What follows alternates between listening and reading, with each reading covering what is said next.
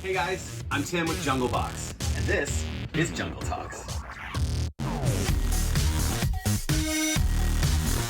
What's up, you guys? Welcome to our walkthrough vivarium. Some people call it a greenhouse. We think it's a little bit different because there's no plant in here growing in a commercial pot. Everything you see here in this vivarium is growing either on a wooden plank wall, on one of these wooden posts, or directly planted in the ground. We built this inside of our 4,000 square foot facility in Phoenix, Arizona.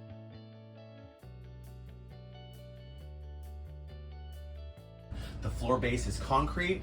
The walls are protected from moisture with a plastic backing. So we run these Mist King misters probably 2 minutes every hour, and everything in here is just growing like it would if it was out in the jungle. We also let our customers, who we love and adore, walk through this space so they can experience what it's like to walk through a jungle and see some of the commercial plants you find in 6 and 4 inch pots, what they really look like when they're out growing in the wild.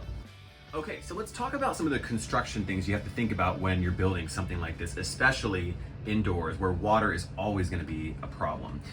You'll see this wooden panel here that we've mounted against the wall, but behind this wooden panel are a couple of other structures that are going to prevent water from getting back behind there and damaging the wall. First of all, what you might call a furring strip, or we used basically galvanized metal 2x4s, so they're used in commercial construction as studs versus a wooden stud. What that does is it puts a space between your backing board and the actual wall. So in the event that something happens where there's water spraying or whatever, that it's hopefully going to fall in between the space and not directly up against it. It also allows for airflow, so in the event that any water did accidentally get back there, that it can evaporate safely and not create mold. Behind this wooden panel is a PVC backing board. So similar to PVC pipe, it's an expanded PVC, which means they pump air into it and give it kind of a bubbles in there, which makes it lighter. So we put that backing onto the furring strips we referred to earlier, and then we seal the seams where they come together. That way, if any water gets behind this wooden panel, because as you can see in these slats here, they're not waterproof. We also spray onto this wood pretty directly with the intent that it starts to break down, decompose, grow some fungus, and it actually makes a really nice growing medium for all those aeroids to grow up with their aerial roots, which you'll see on this wall. Here are some great examples. You'll see these the squamiferum over there and some other philodendrons that are starting to root into this wood. As it decomposes and gets wet, it makes for a great backing for those things that want to grow up vertically and try to get some more sunlight.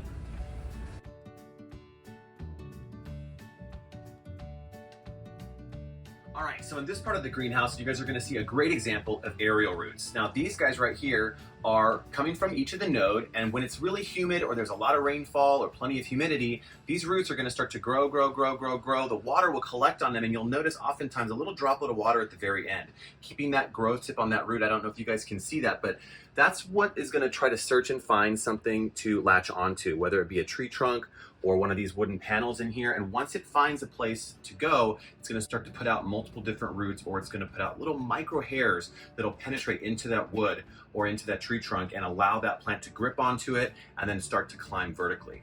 Everybody's looking for sunlight, and so that's why all these plants really are meant to grow up. They're not really always in a 6-inch hanging basket like you might see at your local plant store. Okay, so one of my favorite things about our walkthrough vivarium is that we get to see how these plants would perform if they weren't commercially grown in the pots that we've talked about, or you bought from a local nursery or a Jungle Box store, for example. So this is Monstera esqueleto right here. We bought this in a 6-inch pot from a nursery in Colorado, and it has grown to almost 6 feet tall in less than a year and a half, and it's actually putting on a big bloom right now. You'll notice all these aerial roots that are coming off of the plank. These are what kind of adhere the plant to the wooden post. And we've noticed that when you grow stuff like epipremnums, monsteras, philodendrons, when they have something to latch onto with their roots, the leaves get exponentially bigger. You get fenestrations. It's like the plant feels more secure that it can put on some extra weight because it's not gonna fall. If it's not attached, we notice the growth slows, the leaves get smaller, and they're not as apt to fenestrate or get that bright variegation that you see in a lot of those cool plants. Okay guys, so lastly, one of the things that makes plants grow healthy, big, and with a lot of vigor is really great lighting. Whether you're building a small mini terrarium or you're building a giant greenhouse inside like this, you have to supply the plants with a really quality light. We at Jungle Box, for this build, for example, used 3 really high-powered LED grow lights that are actually meant for the cannabis industry. They're made by Gavita, and they're one of the top-of-the-line grow lights with LED technology. They are on for about 8 hours a day, and they do replicate almost real sunlight. So a lot of these tropical plants that you're seeing in here, it gets probably about 85 degrees in here, maybe 90 on the days that we're not here and we let the AC get a little bit hotter. But you'll notice that some of this leaf tissue here on these bromeliads, these golden pothos right here, these are only going to get this size when they've got a lot of light to get to. They're going to get this really bright yellow color on them, and they're reaching towards the sun. These plants, a lot of them grow in full equatorial sun. Places like Miami, places like Florida, in South America, they grow in a ton of sunlight where you can go and get totally sunburned, but there's a lot of humidity and rainfall that come with that, which is what makes them thrive in that much sun. All right, guys, so if you want to learn more, make sure you click those videos below. And also, don't forget to like and subscribe.